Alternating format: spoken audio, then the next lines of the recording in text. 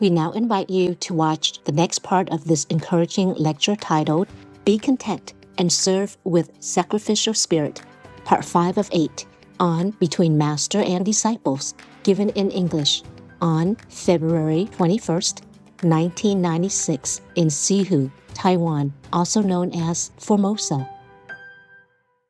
Tasha, where are you? Tasha.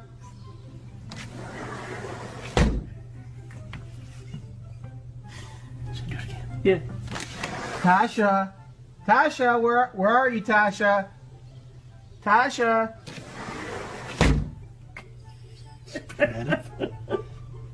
Yep. Oh, here we go. Tasha, where are you? Where are you, Tasha?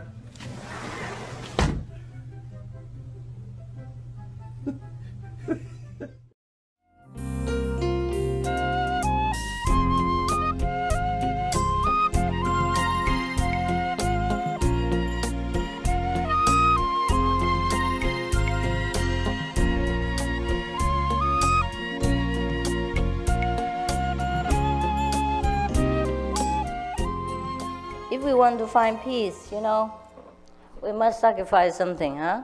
We must go without something. Because in this world, we never have enough anyhow. It doesn't matter how much we have, right?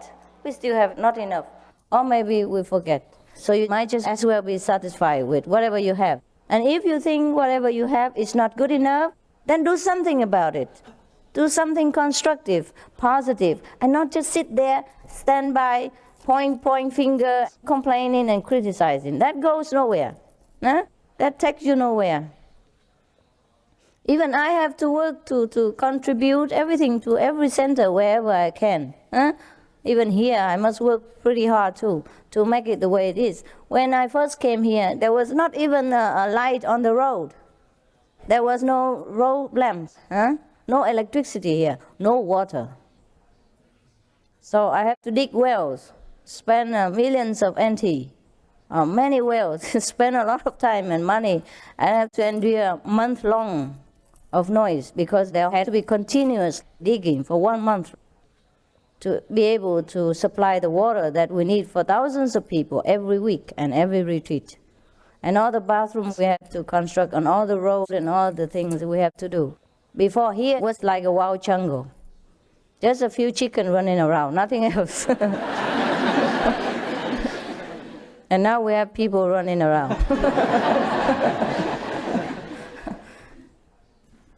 So if you think you work too hard for your center, or if you have to endure too much, think about me.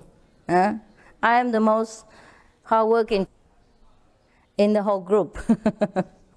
The leader is the slave for the group. You understand?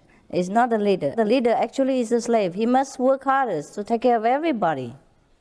Otherwise, how can he be the leader? He leads what? Leads whom? What for? What for is he there? So don't misunderstand your position.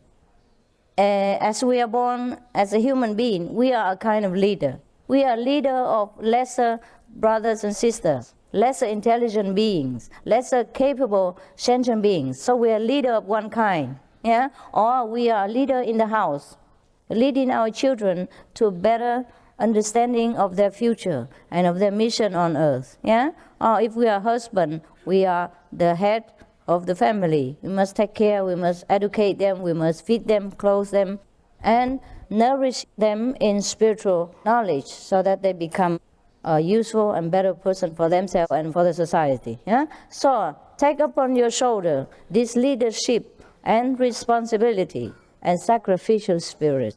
We must never complain, but work. If you see something is no good, try to better it by your own wisdom, by your intelligence or your own resources. If you don't have enough, talk together and do something about it. Don't even complain about the toilet to me. This is really low level, but I hope that person has already changed. I have written to her and I hope that she changed. If she didn't change, I feel very sorry for her. Yeah? Next time she has to be born again to learn what it's like. So whatever we don't finish in this life, we have to come back. It's just like whatever you don't finish today, you have to do it tomorrow. There's no running away from it, huh? So don't put everything on my shoulder, because I can do that too. But then you must come back to learn your lesson, and that will be very difficult, very hard, because you have double obstruction when you come back here with other newly picked up garbage and new preconceived ideas and new hindrances. So whatever you can do in this life, do it. Don't wait. Because when we come back next life, we have double interest of whatever we own in this life. And the hardship is manifold more. Huh? So anyhow, there is a story about a mice. A mouse or mice? Mouse, huh? Many mice, one mouse, huh? You see, that's how bad my English became. Talking Chinese all the time. There was a mouse. You know a mouse? The tail like that. Loves to eat cheese and cakes, like you. He had found a piece of cheese. Cheddar. Gorgeous. Luxurious. And then he was going to enjoy it in his own den, a little hole. And just before he reached his house, his hole, and many other mice came and tried to snatch it from him. And they had a big fight with each other to snatch the piece of cheese from him. He fought as hard as he could, but then finally he gave up.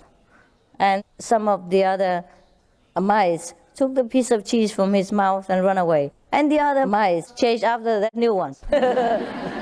Oh, so the mouse, the first one who lost, the owner of the piece of cheese, he heaved a sigh. He said, "Oh, my God. Well, I lost that piece of beautiful cheese, but at least I regained my peace."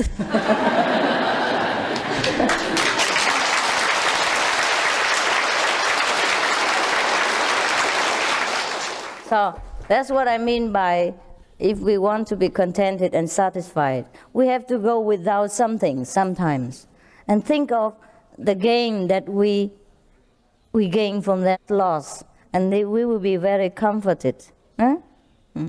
Sometimes a loved one passed away, or maybe some of our lovers or friends deserted us, and we feel very lonely and rejected, yeah? But then a few hours later, or maybe a few days later, or maybe a few months later, or sometimes even a few years later, we learn something new from that. And then somebody else comes along who is even better, much better than the one that we lost.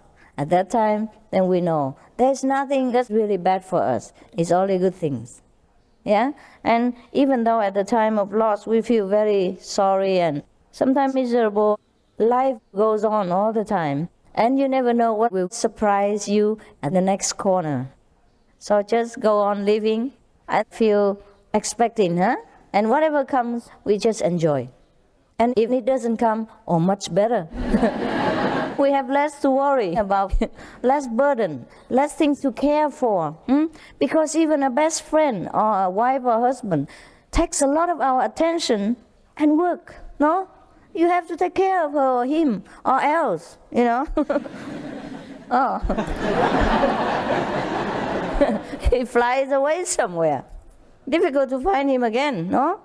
Yes, they are very sensitive. Sometimes girlfriend, boyfriend, wife, husband, very, very sensitive. Just sometimes we say something wrong or do something wrong, even without intention. They get angry or jealous or something like that, and then we're finished. You know, so it takes a lot of hard work and attention. You know, sometimes I don't know if it's really worth it. But if you think it's worth it, continue to work. It's okay, be welcome. Work for me, work double.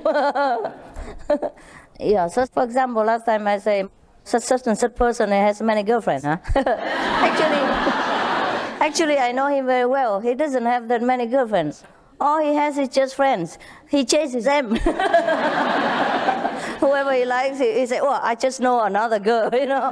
He knows them, doesn't mean anything. And then he ends up with nobody. He does nothing. He just chases after people. And after, maybe sometime he finds that she doesn't have enough quality, or something he found out is not good enough, and then he just drops her. Or maybe she never even knows that he drops her. Or maybe she doesn't even notice that he exists in this universe. Things like that, And sometimes when you see people like that, you think they're butterfly, and they fly a lot after girls, things like that. But actually it's just not like that, Because it's very difficult to find an ideal partner. It's very difficult to find the person that you like for life, that you can never be tired of. That's very, very difficult. And if you find out she's good looking, then she might not cook very well, or she curses like sailor.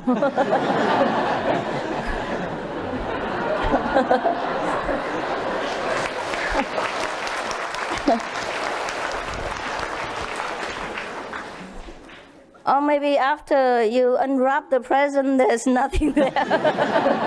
Because sometimes the present wrapped very well, after you unwrap the paper, nothing. And you feel disappointed and things like that.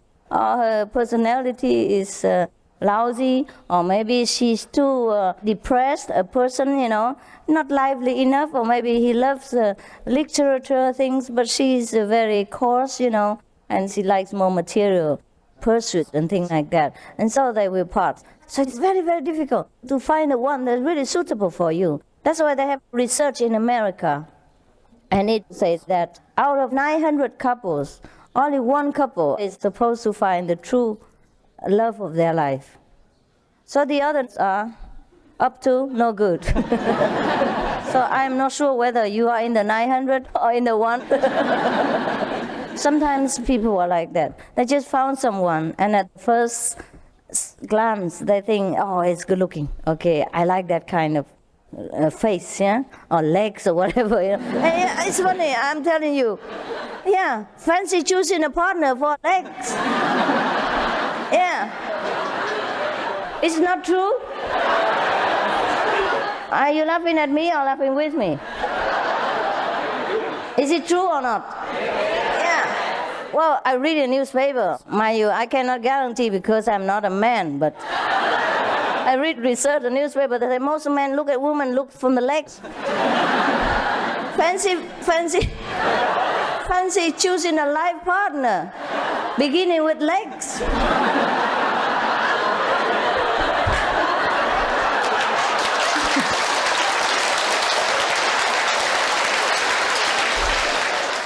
There's no brain in the legs, you know very well. Maybe that's what the men like. Well, better have no brain, So whatever the men say, the legs just follow.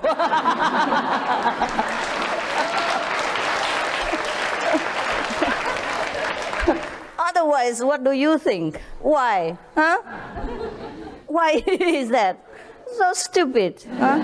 There are many beautiful leg creatures in this world. If he wants to choose beautiful leg, I suggest he choose horse or...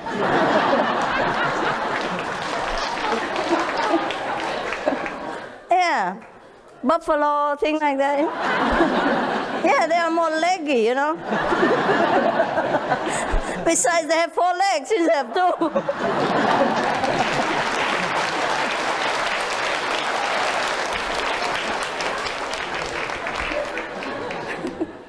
Có nghe được không?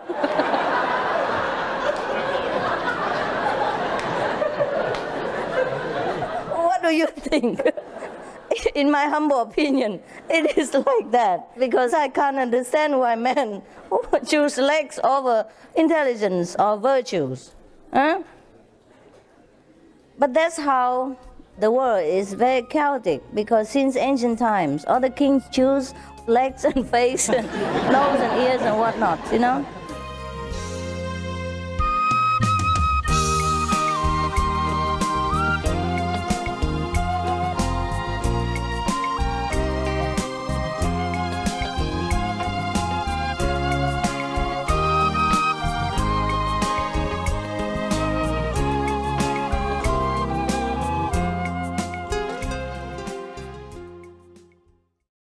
Supreme Master Ching Hai, vegan, is a world-renowned spiritual teacher, humanitarian, and artist. To learn more about her compassionate life and teachings, please visit suprememastertv.com/master.